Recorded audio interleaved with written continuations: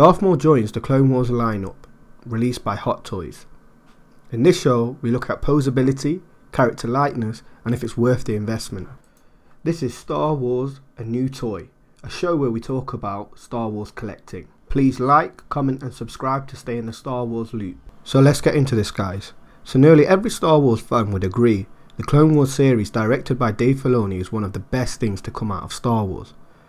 With characters like Ahsoka Tano, Captain Rex and Darth Maul being given the correct amount of screen time to explore their stories, have now become fan favourites. This year has been a great year for collecting, as many Clone Wars characters have been released by Hot Toys. We have Ahsoka Tano, Captain Rex, Commander Cody and now Darth Maul as he appeared in Season 7 of the Clone Wars.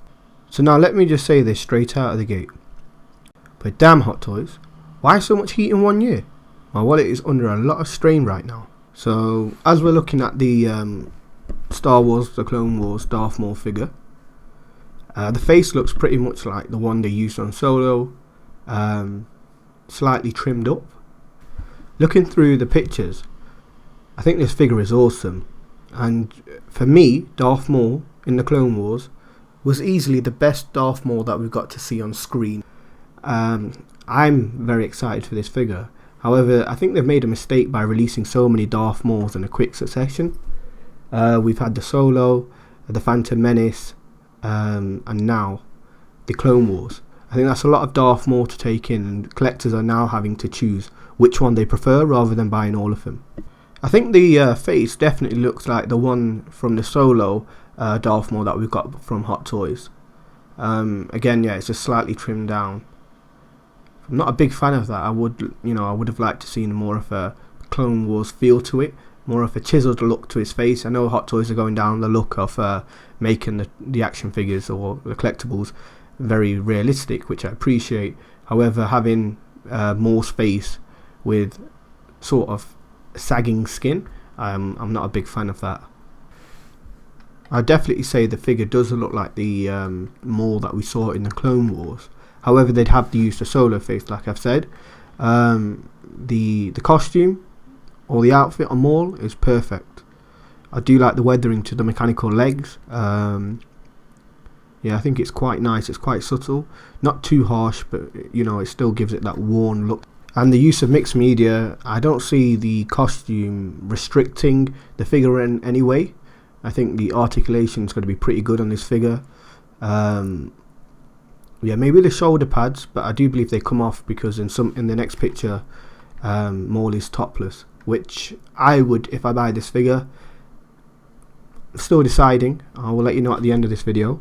Yeah, I would display him topless for sure. It's more of a Clone Wars feel. We've already got the Phantom Menace Maul, and he has all his robes on, and the Solo Maul looks pretty good with his robes on as well. So now we're going to move on to the part of the show where we give the posability a rating, as well as likeness and whether it's worth the investment. So number 1, posability. I think this figure is going to be quite easy to pose. However, the belt might cause some restrictions to the torso, so I'm going to give this 4 Ewoks out of 5 for posability. I think you're still going to get a pretty good articulation, but I think the mid region of the torso might cause some trouble due to the belt area. So for likeness, this is the one where I say that they've done a great job with the outfit and the lightsaber and the detailing, but for me, yeah, the face is still very Solo-esque, which I'm not a fan of. It's great for the Solo figure, but it doesn't look like the Maul that we've got in the Clone Wars. So that for me sets this down to a 3 out of 5 Ewok. Now the question is it worth the investment? Well, I would say so. Everything Clone Wars is obviously going to sell, and it's obviously going to be worth money. I definitely would buy this figure if you have the chance. I do think it's going to be one that's going to fit well with all the Clone Wars figures that are getting released currently. You got the Anakin coming, Obi-Wan, and obviously Ahsoka's being on pre-order now. So I definitely think you need to get it if you're planning of collecting the Clone Wars line. I think it will be a great figure to go within that collection. So overall for this figure I'm going to give it 3 Ewoks out of 5. I would have liked to see some more accessories, maybe the dark saber, which would have been cool. But one thing I do like is the box that they're giving with it. I think that's just going to be some artwork, but nevertheless it's still looking quite cool. Let me know in the comment section below what you guys think and whether you're planning of picking up this figure.